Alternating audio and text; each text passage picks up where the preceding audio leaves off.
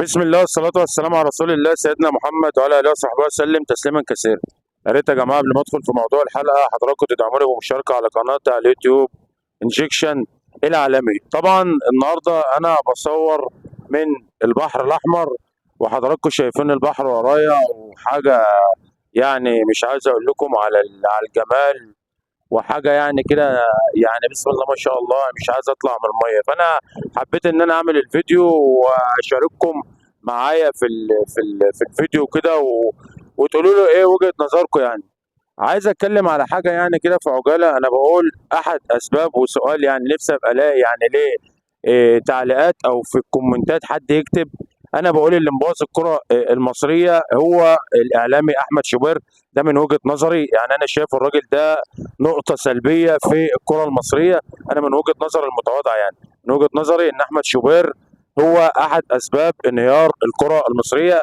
اتمنى من كل اخواتي وحبايبي واصحابي، الناس اللي بتدعمني والناس اللي عايزين تشوفني في ابقى يعني اتكلم وناس كتير تسمعني، يبقى لها راي وتكتب في الكومنتات. انا بقول احد اسباب انهيار الكره المصريه الاعلامي احمد شوبير. عايز يتدخل في كل حاجه، عايز يثبت للناس ان هو بيعرف كل كبيره وصغيره في الكره المصريه وهو الكلام ده كله.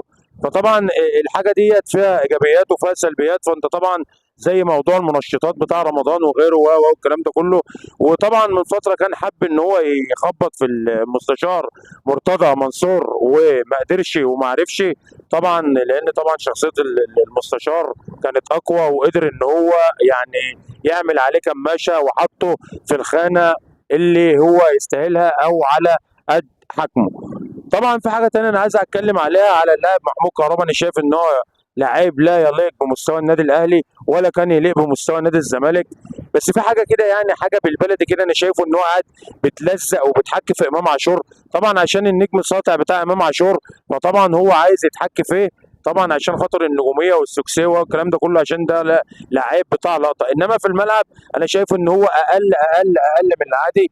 دي حاجه انا يعني حبيت ان انا انوه عليها، ان انت النهارده راجل زي صالح جمعه ما كان موجود في الاهلي، وانت برضه حابب انك يعني تبقى مع صالح جمعه، لان طبعا صالح جمعه كان يعني نجم. يعني صالح جمعه جاي الاهلي نجم، وطبعا صالح جمعه كان لعيب من احسن وهو يعني هيفضل في تاريخ الكره المصريه من احسن اللعيبه اللي جت في مركز 10، طبعا باقناع وامتاع وابداع وحضراتكم شفتم. فطبعا كل ما لعيب يجي نجم ساطع كهربا عايز يتمحك فيه ويتلزق فيه. فطبعا ده انا من وجهه نظري المتواضعه، يعني ايه دي حاجه ما تليقش بيك والكلام ده كله. فدي حاجه بتثبت ان انا لما اقول محمود كهربا ده لعيب بتاع لقطه، فالناس يعني تسمع وتنساق للكلام، لان انا بديك معلومه علشان انت تستفيد ليس الا. يعني كهربا بتاع لقطه، كهربا بتاع لقطه، كهربا بتاع لقطه، وحضراتكم شفتم. طبعا يعني انا بقول في حاجات انا ما اتكلمتش فيها بقالي فتره، وبقالي فتره ما عملتش فيديوهات. بس طبعا انا يعني بيبقى في حاجات ظروف عندي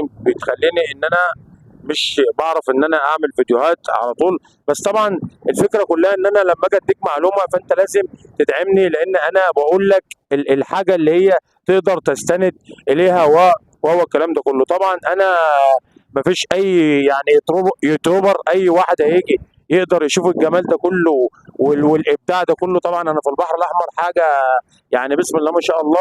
اتمنى ان حضراتكم يعني تدعموني بمشاركه على قناتي على اليوتيوب انجكشن العالمي. واتمنى ان حضراتكم يعني ما تنسونيش في الكومنتات والتعليقات والكلام ده كله. وطبعا يعني ما تنسوش برضو كلمه السر انجكشن مستمر. وتحياتي للجماعه والسلام عليكم ورحمه الله وبركاته.